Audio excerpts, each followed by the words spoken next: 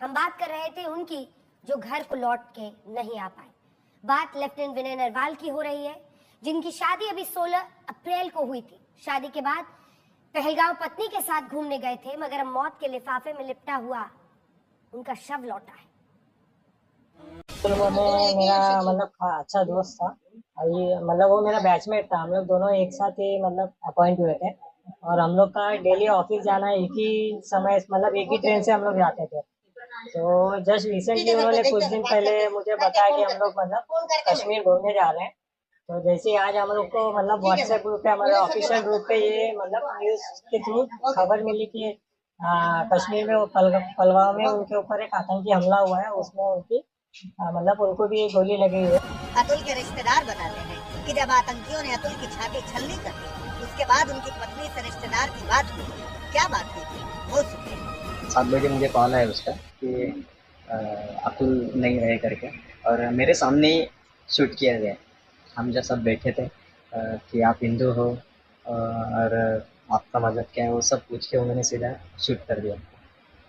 मतलब धर्म पूछा और सीधे गोलियां चला दी। एक थे उनके सिर पे मारा और इनके अतुल जी उनके पेट पे मारा।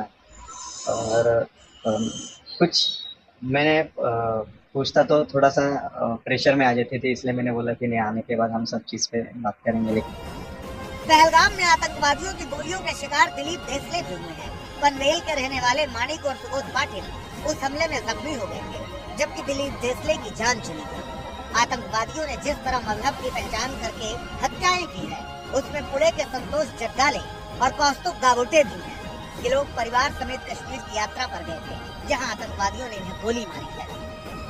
नहीं, वो सब पता चलेगा जब मेरी बेटी आएगी तब पता चलेगा सर। क्योंकि क्या है ना, कोई क्या बोलता है तो ऐसे सुनकर हम उसको तकलीफ नहीं देना चाहते, क्योंकि वो भी छोटी है, उसने सामने से अपने पापा का देखा हुआ है, तो हम इसको ज्यादा नहीं पूछ पाते।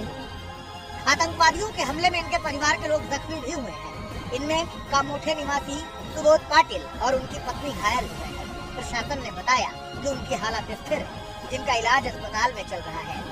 लेकिन जिन्होंने अपनों को खोया, उसकी तकलीफ उन्हें जिंदगी भर रहेगी। आज तक भारतीय नौसेना के लेफ्टिनेंट जनरल विनय जी का इस वक्त अंतिम संस्कार हो रहा है और ये तस्वीरें हम आपको सीधे वहीं की दिखा रहे हैं। सज्जनों से हाथ जोड़ के विनती है, सब लोग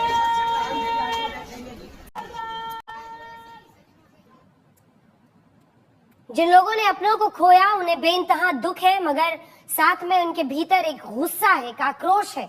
वो गोली का बदला गोली से चाहते हैं, मौत का बदला मौत से चाहते हैं। उनकी चाहत है कि जिन आतंकियों ने उनके परिवार के लोगों को उनसे छीना है, उन आतंकियों का समूल नाश होना चाहिए।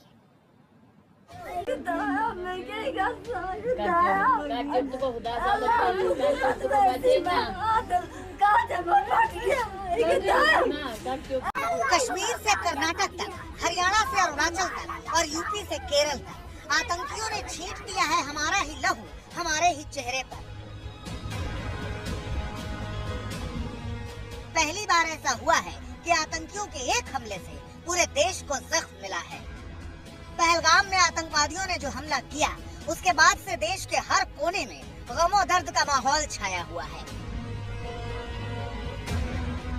15 राज्यों के लोग इस हमले में मारे गए हैं। उनमें गुजरात के सूरत और भावनगर के रहने वाले लोग भी शामिल हैं। जिंदगी पल भर में कैसे मातम में बदल जाती है, इस परिवार से पूछिए। सूरत के रहने वाले शैलेश हिम्मत भाई गणथिया पिछले 4 सालों से मुंबई में रहते थे। मुंबई से ही वो अपने परिवार के साथ पहलगाम घूमने गए थे, जहां आतंकी हमले में उनकी मौत हो गई। तो 4 साल पहले यहाँ पे रहते थे, फिर उनकी ट्रांसफर हो गई। कोई शायद वो स्टेट बैंक ऑफ इंडिया में कहीं शायद काम करते थे और अभी मुंबई में 4 साल से रह रहे हैं। इसके अलावा हमले में भावनगर के रहने वाले विनू भाई डाभी भी जख्मी हुए हैं, जिनका इलाज अभी चल रहा है। આજ રોજ એ લોકો પહેલગામમાં ગયા હતા, ત્યાં અચાનક થઈ હુમલો થયો અને હુમલો થયો એમાં મારા પપ્પાને હાથે વાગ્યું છે અને અત્યારે હોસ્પિટલાઇઝ કરેલ છે અને અત્યારે એની તબિયત છે સ્ટેન્ડ છે। એટલે મારા મમ્મી સાથે પણ વાત થઈ છે અને મારા મમ્મીની લોકો રિટર્ન આવે છે અને મારા પપ્પા હજી હોસ્પિટલાઇઝર છે અને એડિશનલ કલેક્ટર સાહેબશ્રીનો પણ ફોન આવી ગયો છે અને કીધું છે કોઈ કંઈ ચિંતા કે ગભરાવાની જરૂર નથી, અમારે વાત થઈ ગઈ છે, એટલે હવે એ જલ્દી વહેલા તક અહીંયા ઘરે પહોંચી જાય એવી અમે આશા રાખીએ છીએ। जयपुर के रहने वाले नीरज उधवानी को भी आतंकियों ने पहलगाम में मार डाला। आतंकियों ने 32 साल के नीरज से उनका आईडी कार्ड मांगा और फिर गोली मार दी। आदमी की बस्ती में बसे आदमखोरों ने बेरहमी से मारा। जिंदगी मौत के लिफाफे में लिपटी हुई आई है। शाम को खबर मिली कि नीरज जी को गोली लगी है। तो उनकी मिसेज जो उनके साथ थी वहाँ घूमने में, उसने बताया कि नीरज को गोली लगी है। उसके बाद हमने पता किया, क्योंकि उनको अलग शिफ्ट कर दिया गया था।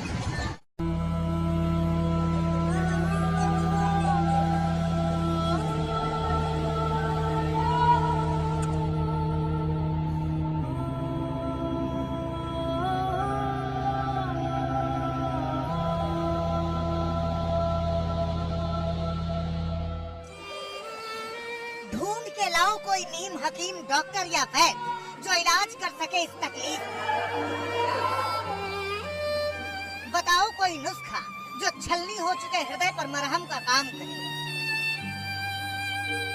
कौन बताएगा इस महिला का क्या कसूर था जो इसे ये सजा मिली है।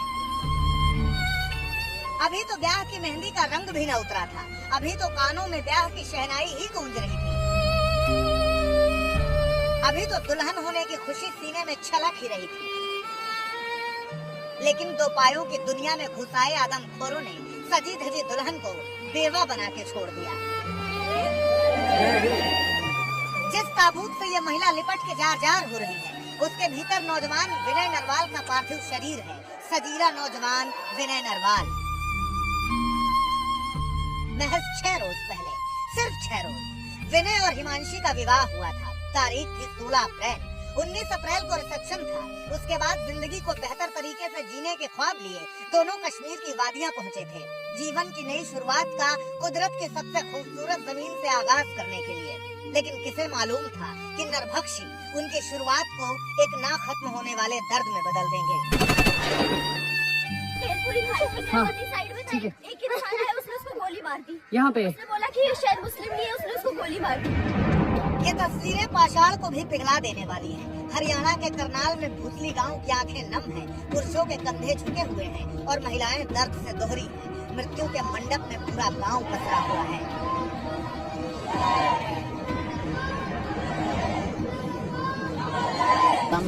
ऐसी घटना मैंने तो अपने जीवन में नहीं देखी।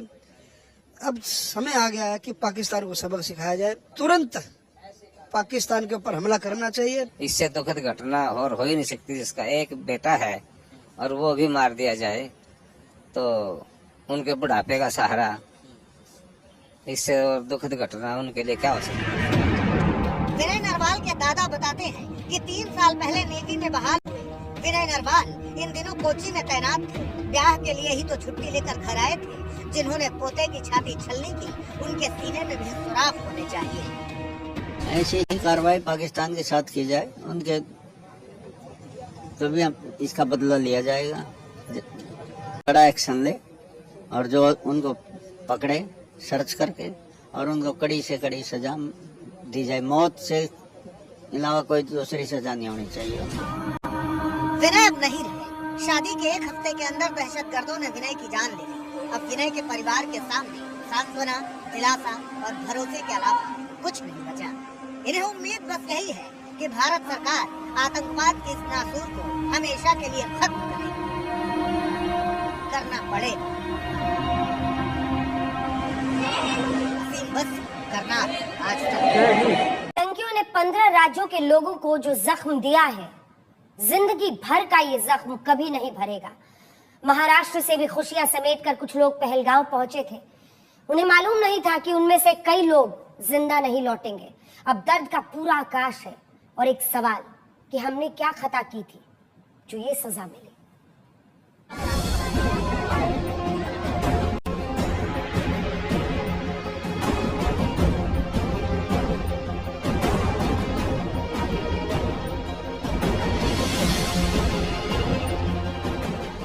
हृदय पर हथौड़ों से चोट करती कहानियों में सिर्फ चेहरे बदलते हैं, चित्कार नहीं। महाराष्ट्र से भी कुछ लोग निकले थे पहलगाम की खूबसूरती देखने, मगर किसे मालूम था कि उनमें से 6 लोगों का शव कफन में लिपटा हुआ लौटेगा। जिन्होंने देखा वो बताते हैं कि किसी के सर में गोली मारी गई, किसी की छाती पर, किसी के पेट में और किसी की कनपटी में सुराख किया गया। ये सिर्फ मौत नहीं है, बल्कि सभ्यता के शिखर पर शर्म की वो गाथा है जहाँ पहाड़ों का सीना भी छलनी है। मौत का मौन सबसे भयानक होता है, वो चीखता है जोर से, अगर आप सुनना चाहें तो।